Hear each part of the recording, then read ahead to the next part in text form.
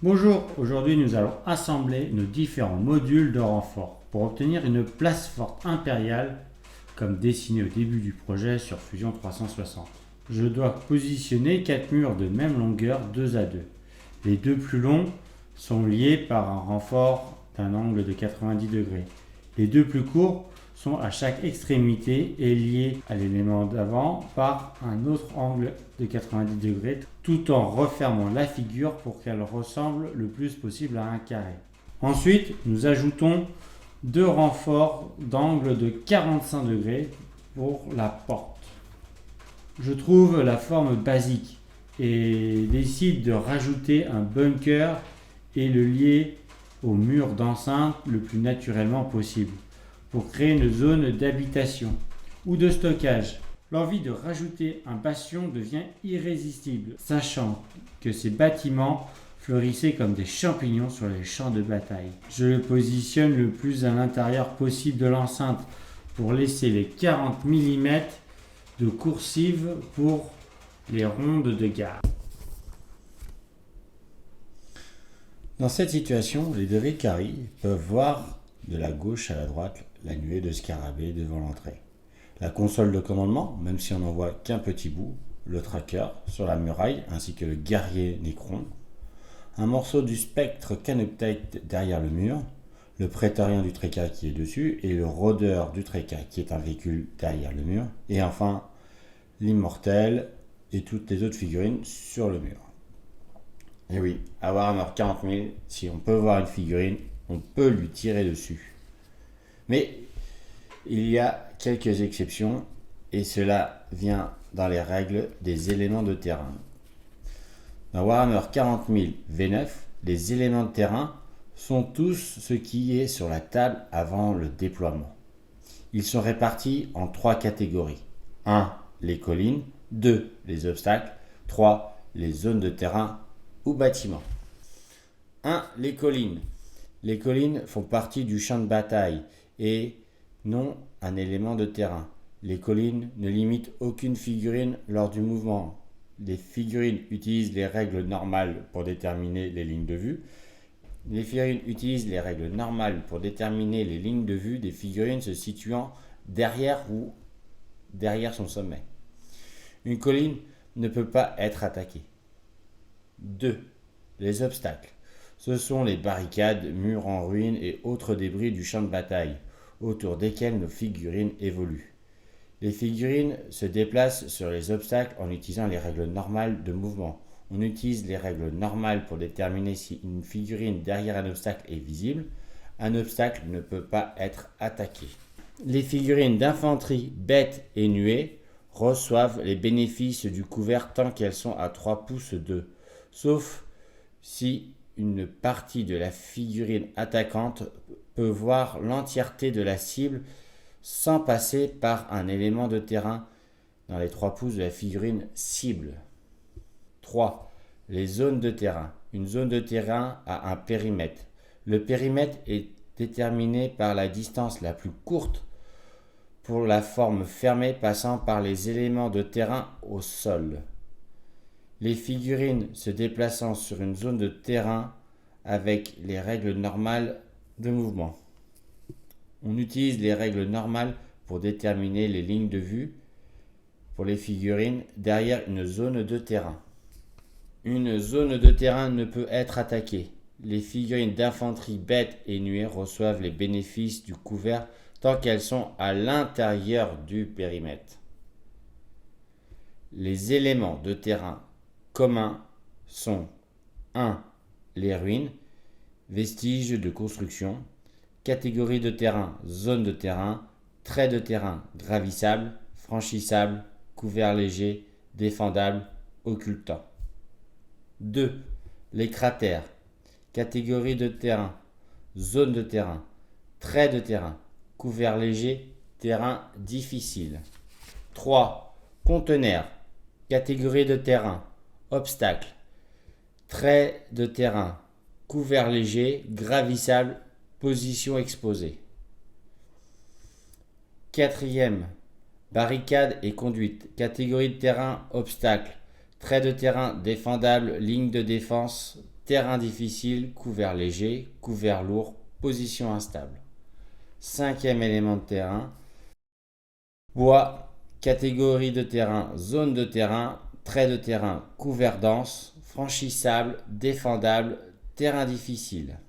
Sixième élément de décor, débris du champ de bataille, catégorie de terrain, obstacle, trait de terrain, position exposée. Septième élément de décor, structure industrielle, catégorie de terrain, zone de terrain, trait de terrain, gravissable, franchissable, défendable, couvert dense. Huitième, statue impériale, catégorie de terrain, obstacle, trait de terrain, couvert léger, position instable et exaltant. Ici, pour l'impérium, parce que c'est une statue impérium. Neuvième, mur en ruine, catégorie de terrain, obstacle, trait de terrain, ligne de défense, franchissable, couvert dense, défendable, position instable. Ensuite, il reste l'exception, les bâtiments. Les bâtiments sont considérés comme une unité et non comme un élément de terrain. Les figurines ne peuvent pas se déplacer à travers les bâtiments. Les règles normales sont utilisées pour déterminer les lignes de vue pour les figurines derrière un bâtiment. Les bâtiments ennemis peuvent être attaqués. Maintenant, nous allons passer à la définition des traits de terrain. Défendable, une unité d'infanterie peut tenir bon ou préparer leur défense, si pas déjà engagée. Tenir bon, les attaques de tir en alerte touchent sur 5+, au lieu de 6. Préparer sa défense, on ne peut pas tirer en état d'alerte, mais on ajoute 1 au jet de touche à la phase de combat suivante. Ligne de défense, on peut faire un mouvement de charge contre une unité à 1 pouce de cet élément de terrain. On est considéré engagé si on est à 2 pouces de l'ennemi. Franchissable. Les figurines d'infanterie, bêtes et nuées peuvent se déplacer à travers elles. Les autres types font le tour. Terrain difficile. Soustrayez 2 quand on fait un mouvement normal, advance, battre en retraite ou faire un mouvement de charge sur cet élément de terrain, sauf si vous avez le mot-clé vol. Couvert dense. Soustrayez 1 au jet de touche pour les armes de tir sur cet élément s'il fait au moins 3 pouces de haut. Ne s'applique pas aux figurines qui tirent au travers leur propre élément de terrain. Aucune pénalité pour tirer sur des aérodynes ou des unités à plus de 18 PV. Position instable. On ne peut pas placer ni finir un mouvement en haut d'un élément de cet élément de terrain. Position exposée. Les figurines ne reçoivent pas les bénéfices du couvert. Occultant. Bloque la visibilité si haut d'au moins 5 pouces pour les figurines derrière l'élément de terrain, sauf aérodynes et figurines de plus de 18 PV. Les figurines sur ou dedans peuvent être vues normalement. Gravissable. Seules les unités d'infanterie bêtes nuées et celles qui ont le mot-clé vol peuvent être placées ou terminer un mouvement sur cet élément de terrain, sauf au sol, pour ceux qui ont le mot-clé vol. Exaltante. Donne plus 1 au commandement si entièrement à 6 pouces. Donc voilà, nous avons terminé avec les éléments de terrain. Donc nous avons vu toutes les règles liant les décors éventuels qu'on crée ou que l'on achète. La règle de Warhammer 40 000. Donc là, si on reprend sur notre cas pratique, et malheureusement, à part la nuée de scarabée et puis le spectre Canoe Cave qui était derrière, qui eux pouvaient bénéficier d'un -1 pour être touché ou un +1 à la sève, tout le reste était en position exposée, donc recevait aucun bénéfice. Et tout ce qui était véhicule qui était derrière, donc la commande barge et le rôdeur du tréca, aucun bénéfice non plus. Puis l'avion, il n'y a rien qui peut le sauver. Donc, je vous ai pas fait la démonstration, je vous ai laissé que les images, je pense qu'elles parlent d'elles-mêmes. Donc, nous créons une plaque de renfort qui va à la face avant, qui est supérieure à 5 pouces de haut. Donc c'est un vertical pur, hein, donc elle fait un peu plus que 5 pouces, elle doit faire 5 pouces et demi je crois le plan incliné. Et je rajoute des petits renforts pour pouvoir la prendre en sandwich avec les aimants, pour pouvoir la maintenir en place, tout simplement. Donc là, maintenant, si les Drukhari veulent tirer, ben, ils peuvent plus tirer sur les nuées de scarabée, même s'ils les voient, parce qu'ils sont derrière un occultant.